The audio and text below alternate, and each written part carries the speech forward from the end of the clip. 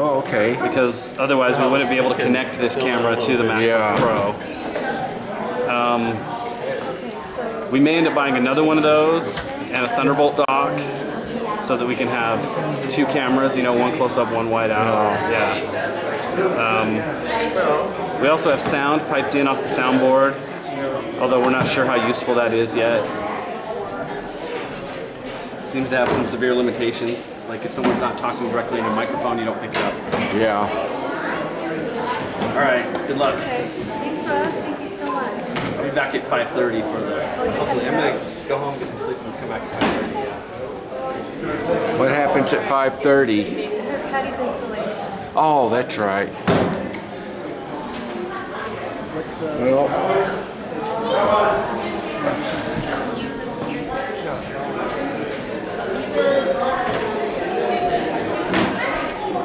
And then remember, if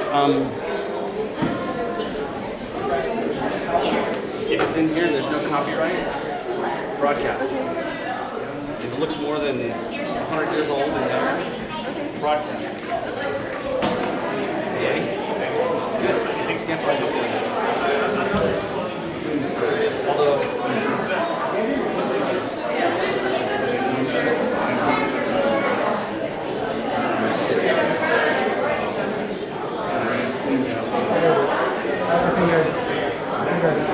Give it a second to find it.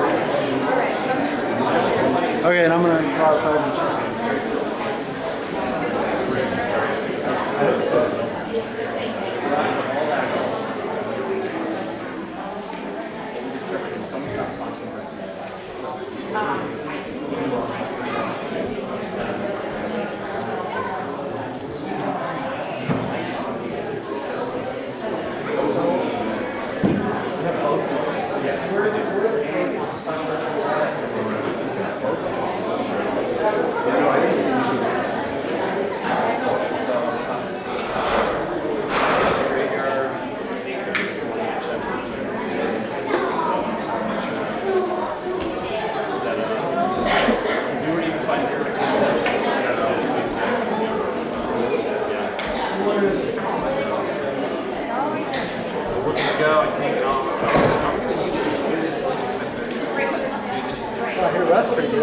I hear Russ pretty good.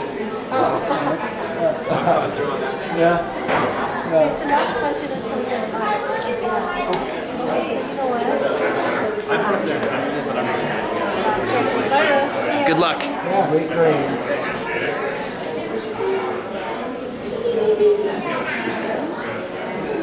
Is this picking up the sound of the rooms?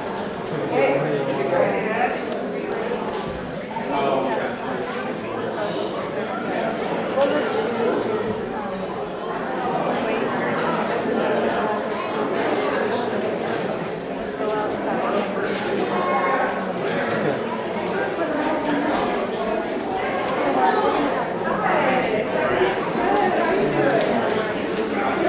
Well,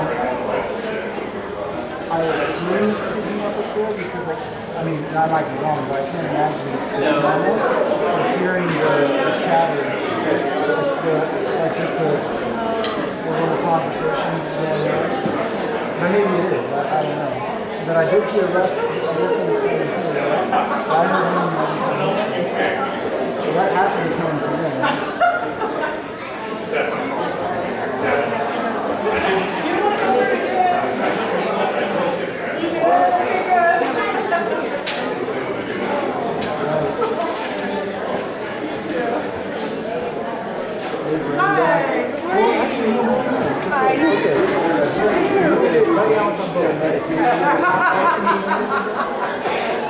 I didn't think about that.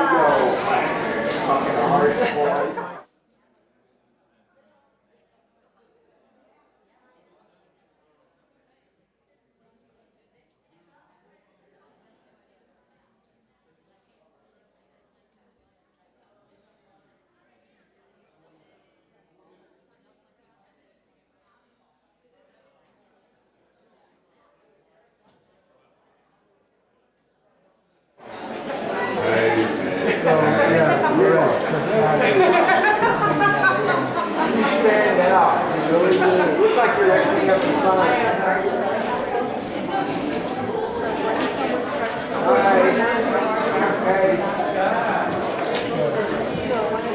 What time you came to church? Oh, because we have 1 minute to this room.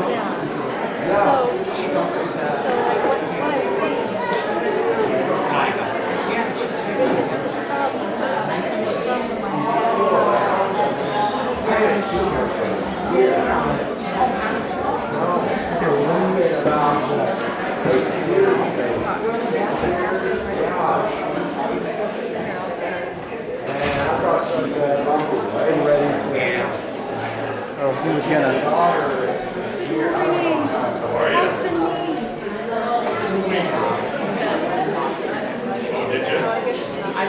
Yeah, he looked like he was about to. Yeah. He had that purpose, but, moving with purpose to speak. You can have this chair. I mean, you look like you're working and I'm not. Oh no, we're just trying to see if it'll pick up this. We need someone to speak on. What? Is it on the camera? It's on both. And what we want to see is if someone will be a conflict that someone's speaking on that. And it's picking up too. It shouldn't. I mean, the speed of sound from there to here is, I don't know, humans can be close. Unless you get reverb or something that shut off. As soon as they start talking, see, because there's a minute that they're streaming So as soon as they start talking, then I hear a minute ago. right, well that'll help us to see like, how does it sound? Oh, that was really horrible, right? We should have a little slide that says, imagine you're in a big stadium. This is all for effect.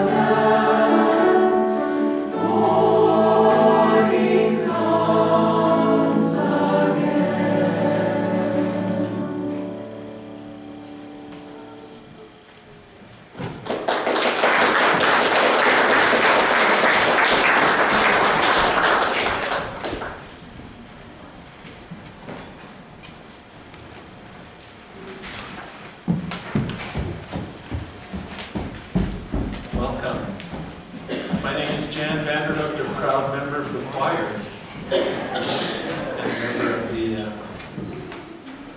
worship committee. As we begin, please turn off electronic devices. I invite you to enjoy the chapel at the back of the sanctuary and note joys and concerns in the book there. If you have little ones, we have a nursery downstairs after our service. And after our service, I invite you to, I didn't say that right. We have a nursery downstairs right now. And after the service, I invite you to all go downstairs to enjoy hospitality and greet one another. Finally, please note in the announcements in your order of service, there are many ways of being engaged in this vibrant community.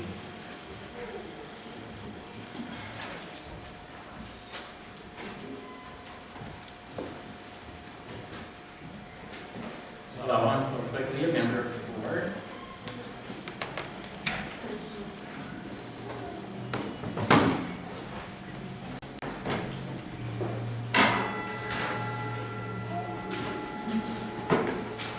Come, whoever you are welcome here. No matter your age, your size, the color of your eyes, your hair, your skin, you are welcome here. No matter whom you love, how you speak, or whatever your abilities, you are welcome here. You are welcome here whether you come with laughter in your heart or tears. You are welcome here. If you come here with an open mind, a loving heart, and willing hands, you are welcome here.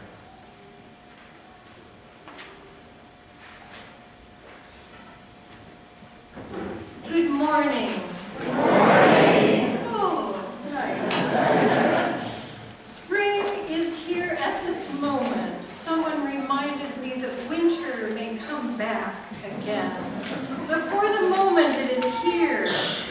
And we are at that place when light and darkness are most balanced.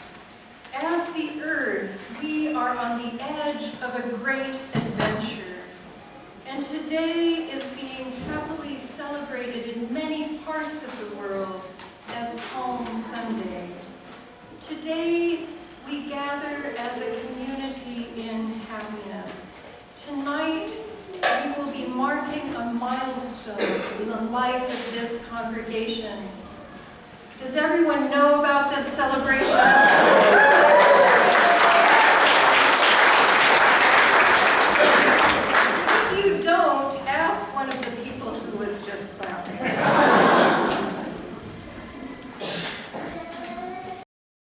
When dawn comes to the place I left to come here, the Sonoran Desert, when dawn comes, the world transforms. It does here a little bit, but not quite like it does in the Sonoran Desert, where it seems to illuminate everything. That place, at this moment, I imagine the mule deer are nibbling on new grass from the rains, and perhaps a desert fox is racing across a garden wall, and mice are nibbling under bird feeders, and snakes are watching their movements. Hummingbirds are racing from tree to tree, and slowly, very slowly, the sun is creating that magic of light and color. The Spirit is gathering. Let us all stand and sing together, Gather the Spirit, hymn number 347.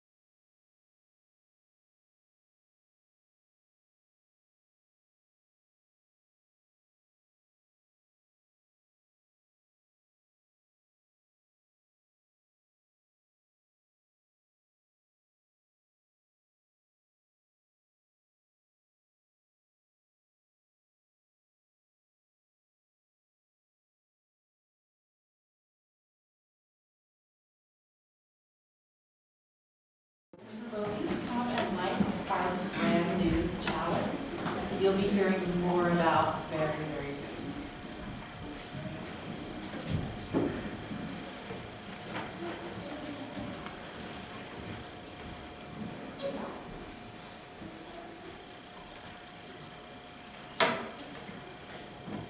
Please join us in saying the chalice sign words.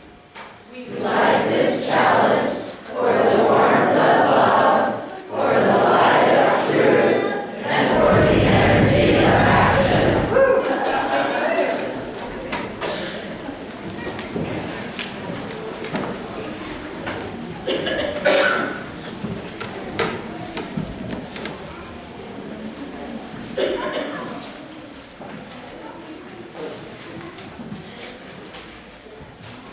Good morning. Before, I would like the children to begin coming up. This is a different story today. Oh, I thought you were going to talk about the challenge. Okay. The new chalice, I think we'll be hearing more about it, but I wanted to let you know that that wooden chalice came from the tree that used to live out front of our building. So it is a plum cherry wood chalice. And you'll get to hear more about that in the weeks to come. But I wanted to point it out. Thank you, Liz. Do you remember that tree? How many of you remember that tree? And it had blooms on it in the springtime. And now we get to have it here as our light. So today I'm going to tell you a story that's true. But first I want to give you a little background. I started this service talking about the Sonoran Desert and how beautiful it is with the light coming in. But also in that same part of the desert, it's right near the border with Mexico. And there are many people who are trying to cross that border and who do cross that border. And sometimes in the news and through politicians, you hear really horrible things about those people. And I'm going to tell you a story, a true story that happened just near our house down there. And that is that there was a little boy. Is anybody here is anybody 9 years old? Okay, we've got 2 9-year-olds. Okay. Could you stand up just to give an idea? Okay. This is what a 9-year-old looks like. Thank you. So, this 9-year-old boy, his name was Christopher. Okay, his name was Christopher. And his family was having a really, really hard time. And his father went away and wasn't able to live with them anymore. And he wasn't able to see his father, so he was feeling really lonely. And then his mother became really sad. Of course, she was really sad. And she went out into the Sonoran Desert in her car. And it was November. And this is desert, but when it's the Sonoran Desert at night, it gets really, really cold. And all of a sudden, there was a car accident. And after some hours, Christopher was all alone in the desert. And he was only wearing shorts. He looked just like you, actually. He was wearing shorts and a t-shirt, and he was sitting by the side of the road, and night was coming on. And you know what you hear at night in the Sonoran Desert? I can do some of those sounds. What? Good. Oh!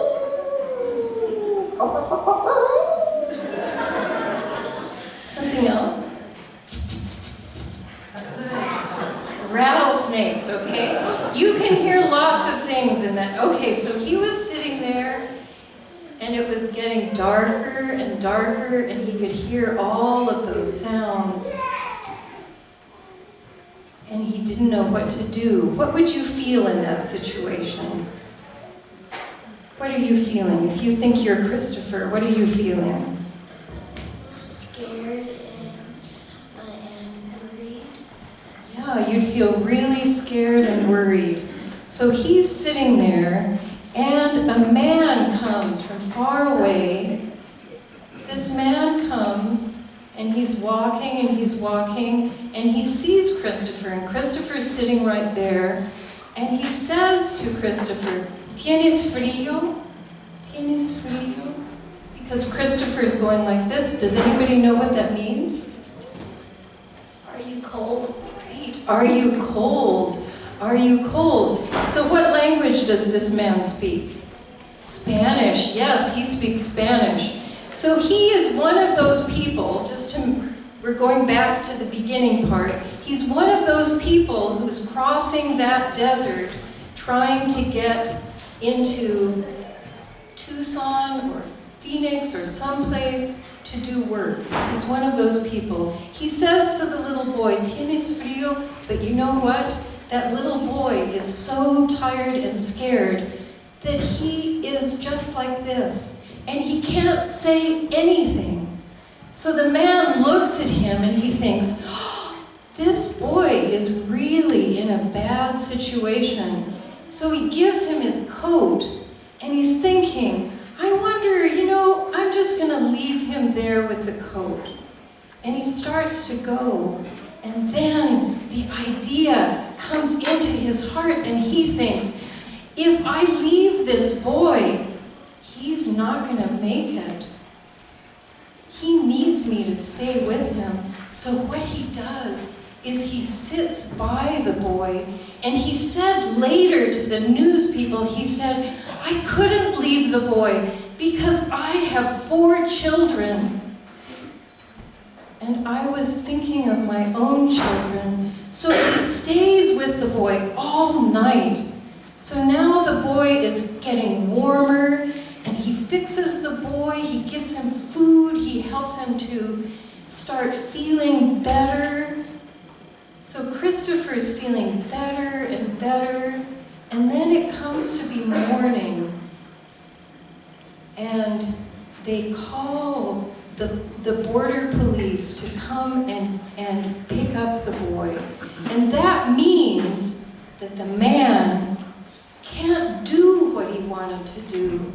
But it's so important for him that Christopher's okay that he gives up on his dream. So this is a really, really kind man. And this happened about 7 years ago. And then about 5 years ago, I went and met him. And we had lunch together. And when I talked with this man, I thought, he is the kind of person that we don't hear about who's crossing the border. What do you think about that man? Do you have any feelings? Very nice and caring. Yes, he's very, very nice and caring. And my hope is that for all of you, that if any of you is in a really difficult situation, that you find somebody like Manuel who has such a kind heart. And that is my hope for all of you and all of us. Thank you. Now you can go downstairs to the fun place.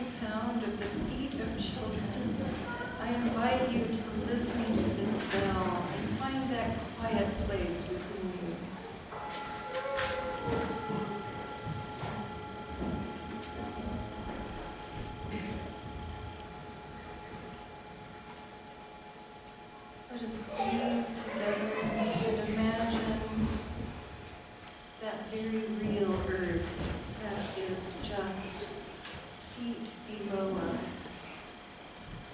And that below that, those layers and layers of earth and memory down to the fiery core.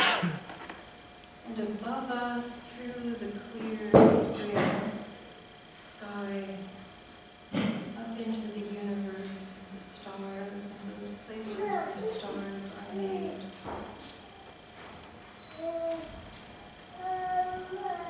Each week we gather, bringing our joys and sorrows with us. I invite you to be present at this moment and think of the people around you, or perhaps yourself, and what you are bringing to this place. We have, I see, among us Fitz and Janice, who are recovering from surgeries, and we give thanks for their presence here among us. And some who I see who are recovering from grief, and we ask that your arms be about them.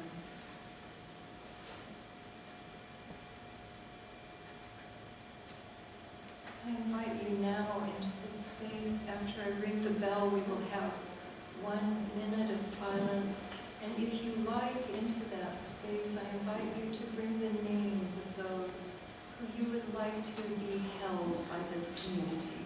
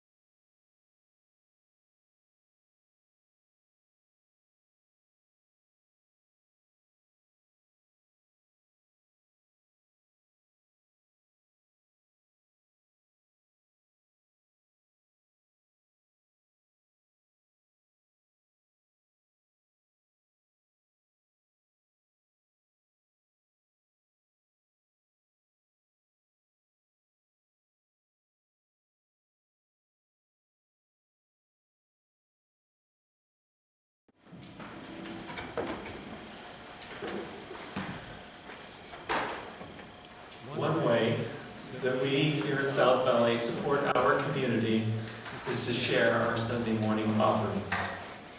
Today, we share our offering with Friends of the Great Salt Lake. Friends of the Great Salt Lake is an organization that is devoted to the preservation of the Great Salt Lake and to educating the community about its importance. For more information, please see your order of service. Will you join me now in saying the words printed in the order of service to gather our offering? We are this church. We are its hands, its heart, its voice. Together we share the wealth of this community and sustain it with our gifts.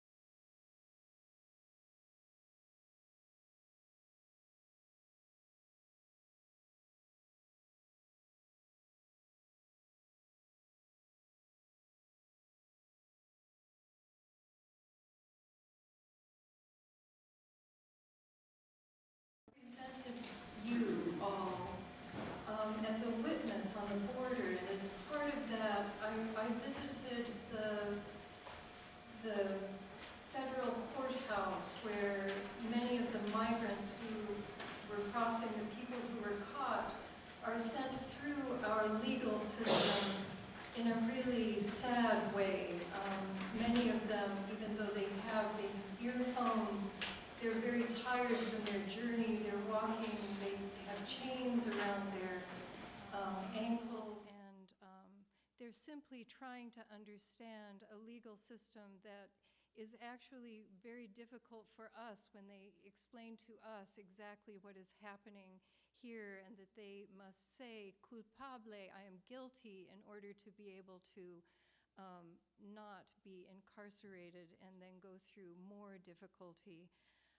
And this was very moving for me. Many of us, it was a group of ministers, many of us just kind of sat there and wept because there was not a lot of understanding of what was going on. They were just being streamlined or pushed through our legal system.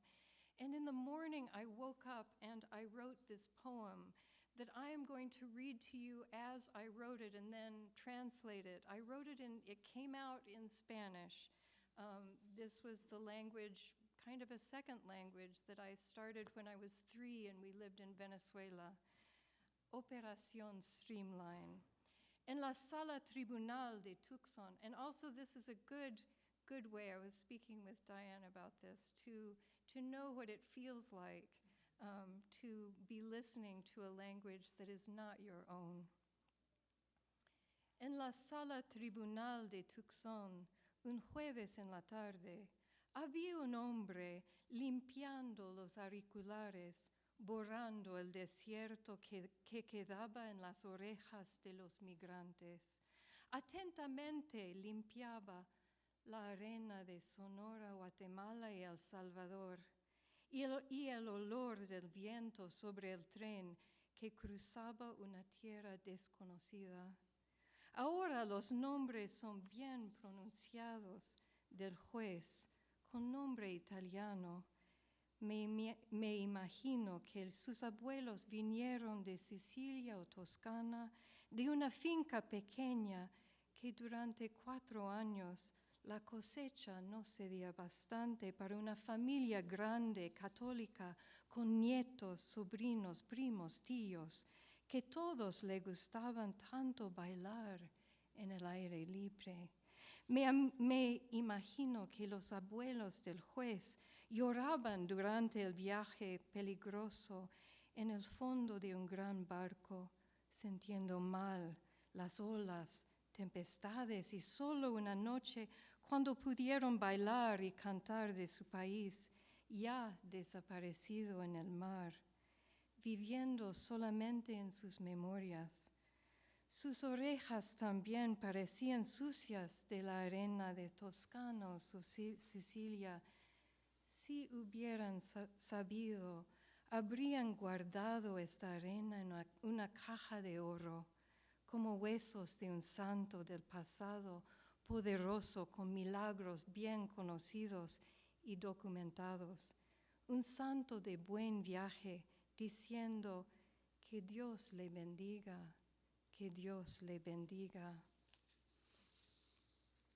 In a courtroom in Tucson on a Thursday afternoon, there was a man cleaning earphones, erasing the desert that remained in the ears of the migrants. Carefully, he wiped away the desert of Sonora, Guatemala, and El Salvador, and the scent of the wind over trains crossing an unknown land. Now their names are well pronounced by the judge with an Italian name. I imagine that his grandparents came from Sicily or Tuscany, from a small farm which for 4 years struggled with a harvest too small to feed a large family, Catholic with grandchildren, nieces, nephews, cousins, uncles, who all loved to dance in the open air.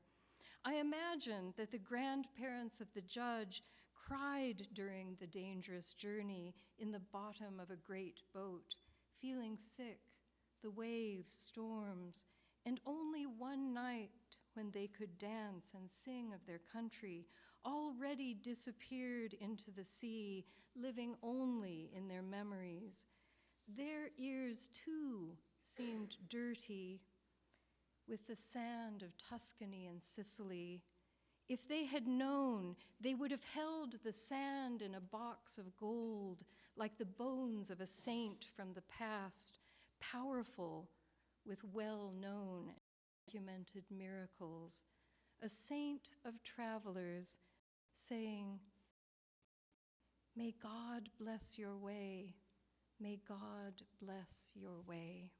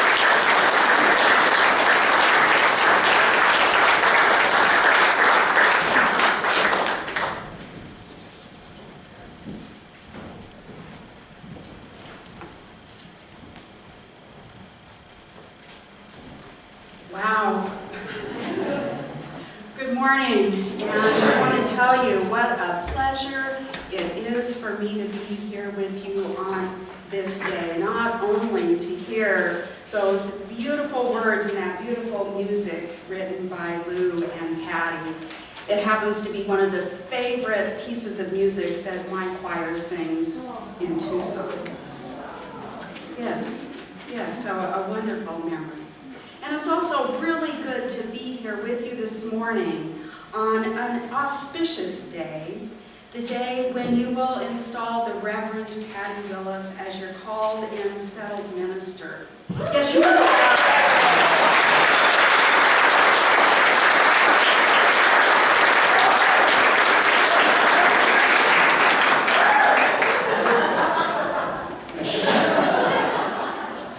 As I said, it's an auspicious day.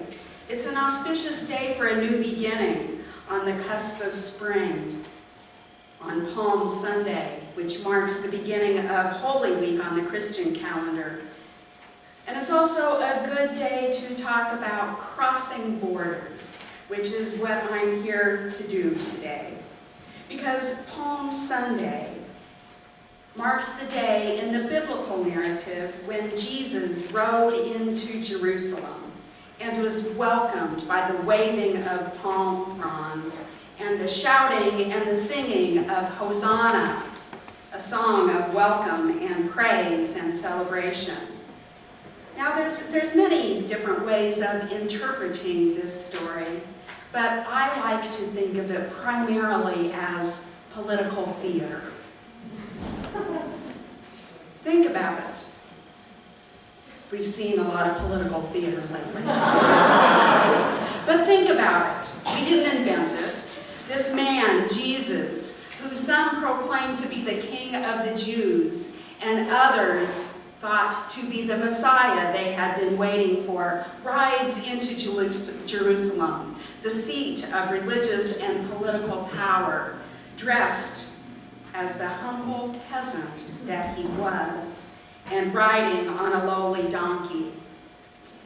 It was the embodiment of the message he preached. Religious drama at its very best. It was his message made visible. His message that the last would be first, and the first would be last. His message that in order to enter the kingdom of God, the wealthy would have to lose their possessions. Jesus, you may or may not know, was just as likely to be seen sharing meals with lepers and prostitutes, the outcasts of society, as he was to be seen with priests and scribes, the social elites. Jesus was a border crosser. During his itinerant ministry, he crossed geopolitical borders of nations and cities and states. But more than that, he crossed the borders of social class and status, which in his time were very rigid, and people kept to their place. His border crossing made people uncomfortable, especially those in positions of power, those whose positions of power were upheld and maintained by the rigid social structures. Many biblical scholars believe that whether part of a divine plan or not, Jesus was arrested and put to death because his border crossing made the inequities of the status quo visible. Borders are very much a part of my life, living and working in southern Arizona as I do. And Patty's already brought you some of the beauty of living in the Sonoran Desert, and I'm going to tell you about a different side. 10 years ago, I was called to serve with the Unitarian Universalist Church of Tucson as their minister. And Tucson is only an hour away from the Mexican border. When I was called 10 years ago, I was aware of the many mean-spirited anti-immigrant legislation that was coming out of the Arizona legislature. I felt called to respond to the moral crisis brewing there. In the 10 years since, the Unitarian Universalist Church of Tucson has adopted the humanitarian group No More Deaths as a ministry of the church. And in the 10 years since, the Unitarian Universalist Association has formed the College of Social Justice, with Border Links being one of their partner organizations. Border Links is a Tucson-based group that provides educational excursions into the borderlands of Arizona and Mexico. And it was with that group that Patty traveled last November. And if you ever have the opportunity to take one of those trips, I commend it to you. It's one of the best ways to understand the impact of U.S. immigration enforcement on migrant people, some of whom are fleeing violence in their homelands, some of them who are seeking to reunite with family members, and some who are seeking a better life with more opportunity. Nogales is a border town 60 miles south of Tucson. It's an old Mexican village. It's an old Mexican village, but now it spans both sides of the border. It's as the indigenous families of Tucson and Nogales like to say, we didn't cross the border crossed us.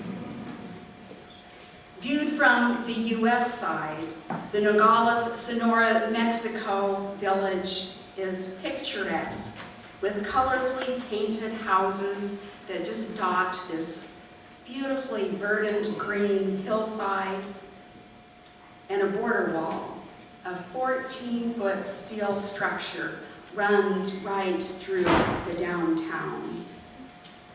And at each port of entry, on the U.S. side, there are uniformed agents, some carrying semi-automatic rifles and others with leashed dogs. On the Mexico side, there are also uniformed agents, but there's big signs reading, "Bienvenidos," welcome. On the U.S. side, there's a border patrol station that sprawls for several acres. On the Mexico side, the Mexican equivalent of the Border Patrol, Grupos Beta, is housed in one small building. On the U.S. side, there is a system of roads that have been constructed across this very fragile desert ecosystem.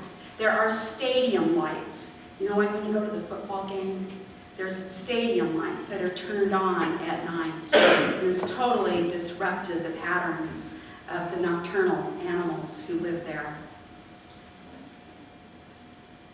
There's a detention center where migrants who are apprehended are taken to spend the night.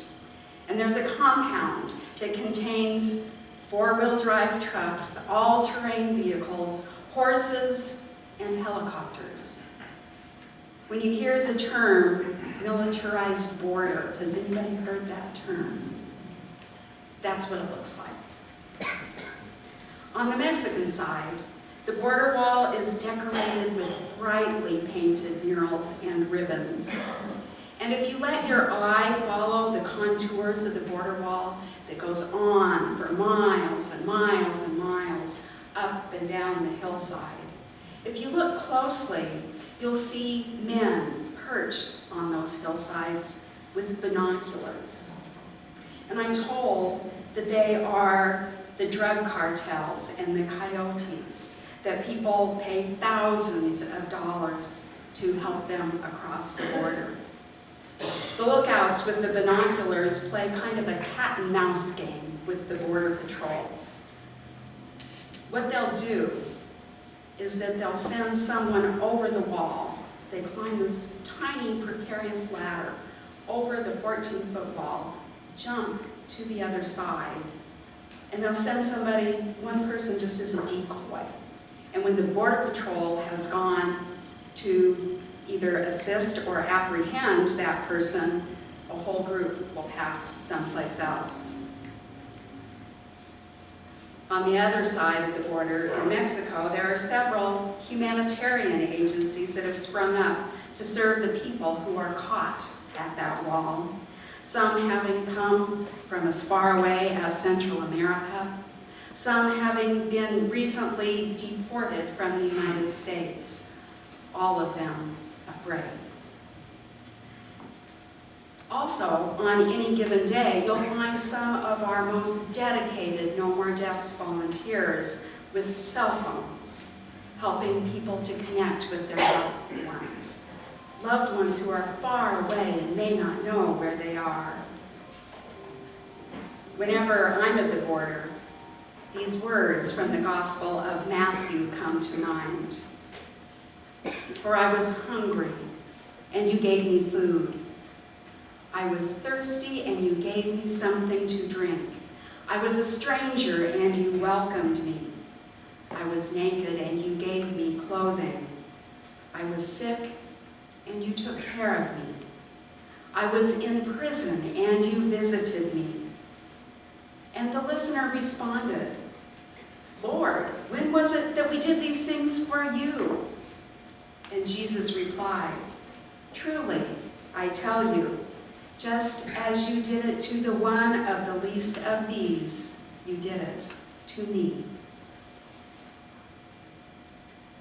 Speaking of political theater, I hear that all the politicians who were here in the Southwest this weekend campaigning for the presidential nomination will be touring the border. My friends at the Border Patrol, and yes, I have friends at the Border Patrol, who tell me that the politicians won't be shown the things that I've seen. Mostly for them, it's a photo op, a chance to be photographed with that iconic border wall. In truth, our militarized border extends far beyond border towns like Nogales. In Tucson, I drive by the Border Patrol compound every day on my way into the church. There's only 2 miles separating us. There's a detention center at that compound. And several times a day, if you pay attention, there are these big, white, unmarked buses that will be moving in and out of the Border Patrol compound. And they all carry detainees. Some are headed downtown to the federal courthouse for Operation Streamline. Some are headed to long-term detention facilities in Eloy or Florence. And some are headed for the border for deportation. And we hear that word, deportation, but here's what it really looks like in practice. What it means is that these migrants are driven to the border and across, and then let out with only the few possessions that they have, the clothes on their back, if they're lucky, a few dollars in their pockets. It's important to note that the buses that carry the detained migrants are owned by for-profit companies that rely on keeping their buses full in order to turn a profit. It's also important to know that the detention centers are also privately owned. And even that word, detention center, is really a euphemism for prison, because the people who are held there are not free to leave. They are held in cells that are kept at 68 degrees, which is ostensibly for their health. And the people that I've talked to who've been there refer to it as spending time in the refrigerator. I drive by one of these detention centers every day on my way into work. And when I drive to our sibling congregations in southern Arizona, in Sierra Vista and Amado, I have to go through security checkpoints. I'm always waved through. I never have to stop. The same isn't true for my friends who have brown skin. Even so, even in the presence of so much border enforcement in my own community, it can become invisible, like so much background noise that I've ceased to notice. I can go through my days completely oblivious to what's going on around me. So I'm always grateful when groups of Unitarian Universalists come to take trips with border links or to volunteer with No More Deaths, because it reawakens me to the reality, the devastating reality of the impact of the border in so many lives. One of those effects that I haven't mentioned is how the construction of the border wall has driven migrants into the deadliest, most remote portions of the desert.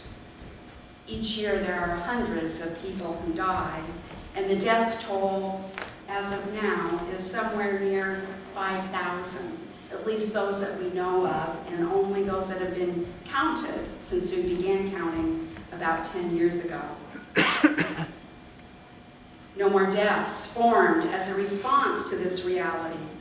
For more than 10 years now, volunteers have been taking water and food and basic survival kits into the remotest parts of the desert in order to prevent death from dehydration.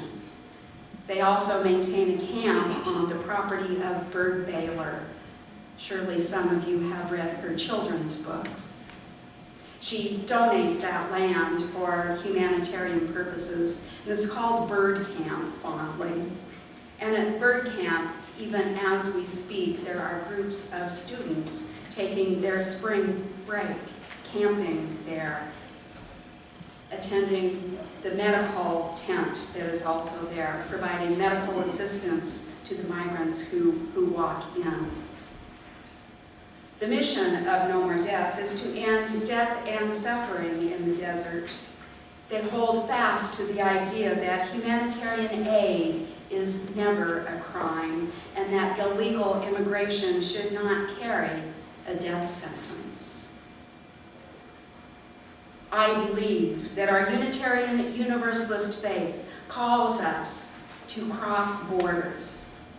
That doesn't always mean traveling to the border of a neighboring country. We can cross borders wherever we are, be they the borders of religion, or race, or class, or gender. Whenever we open ourselves to an encounter with someone who is different from ourselves, we are crossing borders. Whenever we work to break down the barriers that keep us divided, we are crossing borders. In our world today, we see so much division and polarization, and we see it most clearly in our politics. But I believe that it runs much deeper than that. It happens whenever we demonize another person or another group of people. In my own community, I see it when the humanitarians try to demonize the Border Patrol, and when the Border Patrol demonizes the migrants in their custody. I must confess that not everyone is happy with my outreach to the Border Patrol, that I count them among my friends. But in truth, they are a part of our community. Their kids go to school with our kids. They shop in the same grocery stores where we shop. And the same is true for the undocumented immigrants who live and work in our community. In truth, we are all caught, me and you, the Border Patrol, the migrants, the humanitarians. In truth, we are all caught in the same system, a system that works to uphold the status quo of inequality. Crossing borders is uncomfortable. It takes us into places within ourselves, sometimes some places that we would rather not go. Those places that may be walled off, neglected places where our own experiences of oppression are stored, places of brokenness, places where maybe we are in need of forgiveness. Uncomfortable as it is, maybe there is also the hope for healing and wholeness. That we cross borders together as people of faith is no small thing. As a community of caring, a community of compassion, a community like this one, what we can do is hold each other through all of those uncomfortable times. And we can hold each other as we do the work, the hard work of exposing and challenging unjust systems that keep people on the margins. My task today was to bring the border to Salt Lake City. And in so many ways, I want to tell you, the border is already here. I remember being at General Assembly, and was it 2009? 2009. I was here with you all. I was here as we gathered together in the park to oppose the anti-immigration legislation that was making it through the Utah legislature. So the border is here. The border is here wherever there are immigrant communities, many of whom have made that perilous journey across the desert. The border is here wherever there are refugee communities, refugees from war and violence and famine and hunger and terror in their own homelands.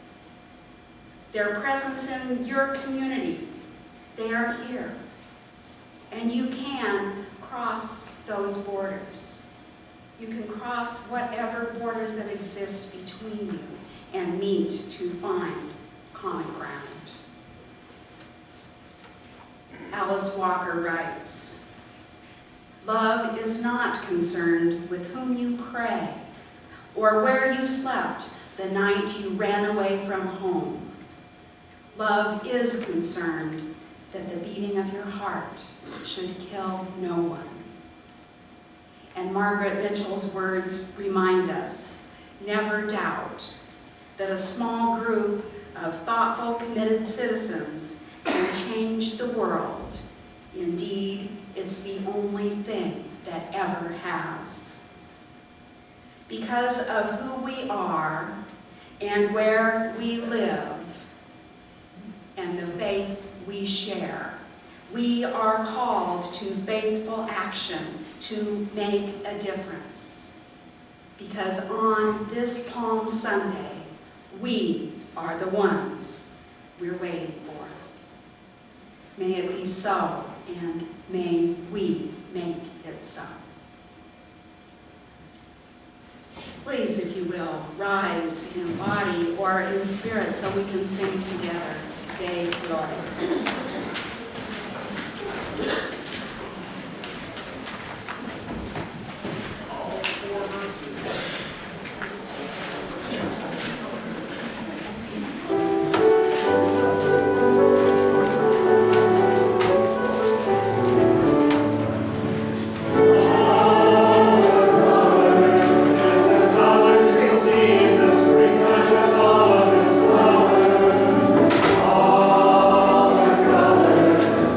Sunshine.